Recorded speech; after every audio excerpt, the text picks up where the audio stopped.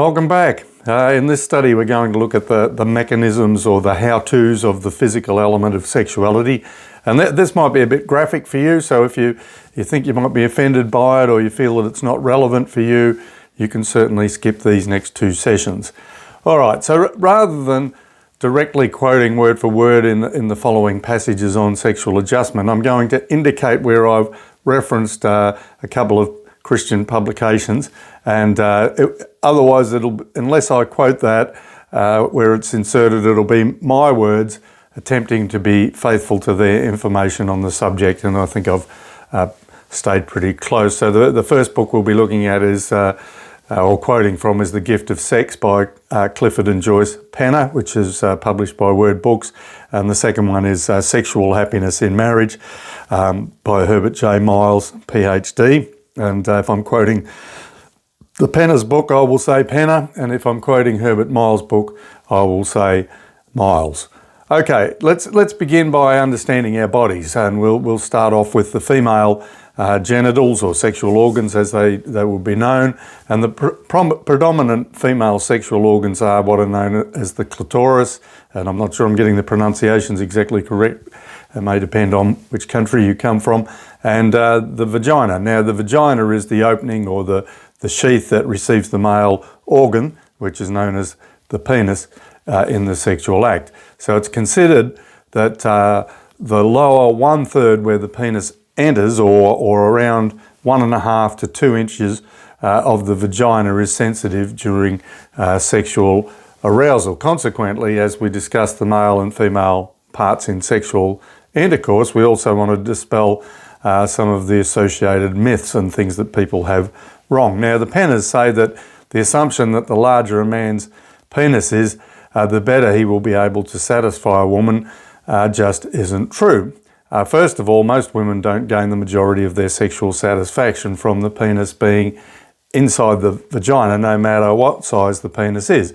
Women tend to be most responsive to generous, sensuous caressing and stimulation of the breasts and the external genitalia or sex organs. Okay, the next part of the body is the clitoris, which is considered to be the primary or the main organ implicated in the female orgasm, which is the peak and release of her sexual excitement, if you like. It has no other function than the sexual pleasure of the woman, and it's exclusively intended for sexual sensation, being very rich in nerve endings. So it's located outside and above the vagina at the uppermost point where the inner lips meet, and on average it's 1.25 inches from the vaginal passage, which is about 32 millimetre. Now, the clitoris, as I said, is loaded with nerve endings, and its stimulation by some means is normally regarded as the primary source or how a woman arrives at her female orgasm. Many women report that the most pleasurable place to receive the stimulation, according to the Penners, is around the clitoris and not directly on it. All right, let's discuss the male genitals. The male sexual organ is called the penis, and it's inserted or put into the vagina in the consummation of the sexual act. And ejaculation, whether he has an orgasm or not, so with or without orgasm, is the primary delivery system for sperm-bearing semen that inseminates the woman to become pregnant, in order for her to become pregnant. So, again, due to the influences of modern media, including pornography, many men universally have anxiety about the size and ability of their penis to satisfy their marriage partner. And as we said before, the Penners say that there's only really mainly 2 inches of sensation in the vagina, so the length of the penis clearly isn't that important as far as that goes. Now, again, the Penners say women are often concerned that their breasts are too big or too small or too whatever, but a man may be concerned with the size of his penis, fearing that a smaller penis is indicative of being less of a man and being less able to satisfy a woman. But the truth is the woman has the organ of accommodation. That is, the vagina changes to accommodate any size penis. Therefore, penis size has little to do with sexual pleasure or satisfaction, just as the length of a man's penis has little or nothing to do with its effectiveness during sexual intercourse, because of only this bottom 2 inches actually being 1.5 to 2 inches being particularly sensitive for the female. Neither does the circumference or the thickness of his penis have any importance for sexual performance. So the woman's PC muscle, which is the muscles inside, can tighten so as to completely close the opening to the vagina. Therefore, a thin penis can still have firm sensation from the vagina. Now, let's note, this is more likely to be the case if the woman is fully aroused before the insertion of the penis, and it's certainly well worth doing the necessary preparation before penetration for the sake of enjoyment for both husband and wife. And okay, so just for general information while we're on the subject, the reported size of the penis worldwide in a flaccid state, and flaccid just means relaxed and unaroused condition, it may vary considerably, but in its state of erection, the average is 5 to 6.5 inches in length. Now, the Penners say, Masters and Johnson, who did a lot of studies on sexuality, have found that the unaroused, that's the flaccid or relaxed penis size, does not relate proportionately to the erect penis size. So a small flaccid or relaxed penis upon sexual stimulation enlarges to a greater extent than does a larger flaccid penis. So in their erect state, there's not much difference in size between one penis and another, even though they may differ significantly in size when they're not aroused or flaccid or relaxed, or whatever terminology you want to use for that. All right, let's look at the effect of common anxiety. So before we talk about the mechanics of sexual adjustment, we need to preface this with the knowledge that achieving good adjustment may many times be difficult for people because of emotional issues that need to be resolved. For example, we've just addressed a common anxiety in men regarding self-image and being equipped to please their wives, but many women also struggle to relax and enjoy their sexuality for a variety of reasons. The Penners say how we feel about ourselves affects how we relate to another person, particularly sexually. So they're saying it's been found that pre-orgasmic women, that is those who have not yet ever experienced an orgasm, who feel unworthy and have difficulty accepting themselves as persons, cannot be helped to become orgasmic until they deal with these feelings of low self-worth. And we've said over and over, to know how to minister to these low self-worth issues, have a look at Unit 4 on truth encounters, and we personally have seen that these seemingly unrelated self-belief problems, as they are resolved, that healthy sexuality is able to occur. So that again, this is why this unit's placed last in the training, giving people the opportunity to be in part emotionally whole, maximising the possibilities before expecting too much of each other in attempting realistic sexual adjustment.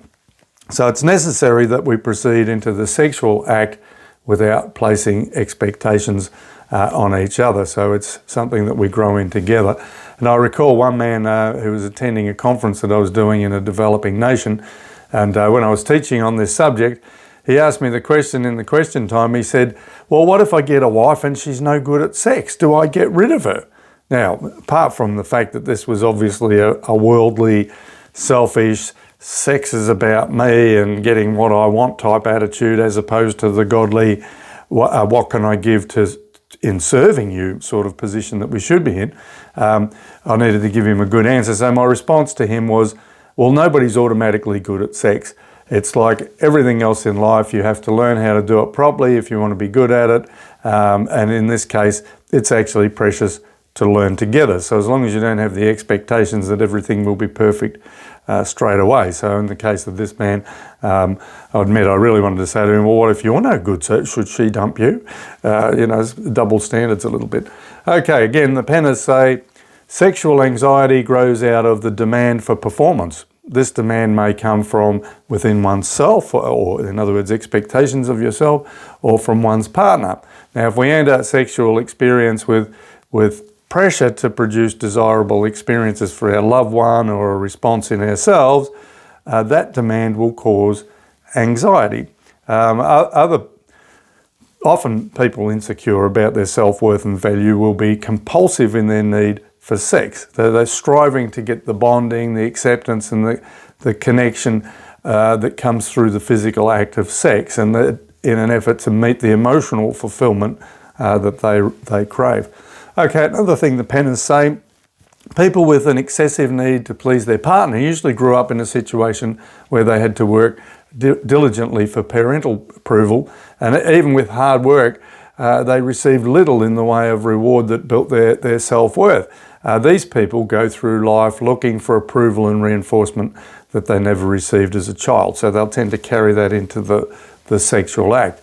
Okay, so aside from the need to deal with general emotional issues in order to function well sexually, often anxiety comes in any area of life when we do not know what to do. Therefore, we have a responsibility to each other to study sexuality so that we can be effective in our part of the partnership. Miles says, the husband is responsible to meet his wife's sexual needs. He must regularly and lovingly arouse her to complete sexual experience, climax, or orgasm. Now, well, he needs to know what to do and understand a few things for that to happen. Then he goes on to say, likewise, the wife must meet her husband's sexual needs. She must regularly and lovingly arouse him to a sexual experience, climax, or orgasm. We go, well, is this biblical? Well, yes, the Bible instructs us in 1 Corinthians 7:3, the husband should not deprive his wife of sexual intimacy, which is her right as a married woman, nor should the wife deprive her husband. So, although that statement is framed as a command, I don't think that God is going to be insistent when he knows, for example, the wife or husband has been abused, but he does offer healing, which can be lovingly worked through together with God and each other.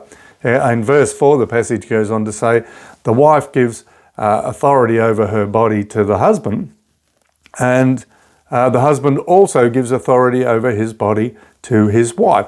So do not deprive each other of sexual relationships. Do not do that.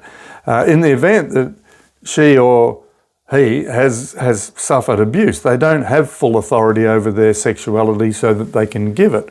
You can't give what you don't have, so their sexuality must be set free from captivity to something else, so that they're free to give it, if you like. So, but this passage, just the same, is the biblical ideal, and it's the correct position to take in our thinking, assuming that you are whole and you're free. In a Christian setting, normally it's not that we don't want to do the right thing, it's more usually that we don't know what to do or how to do it, which is why we need training such as this. And this leads us into the next study in this section, where we'll look in practical terms how to bring blessing and enjoyment to each other in the sexual union. So we'll talk about that in a moment when we come back.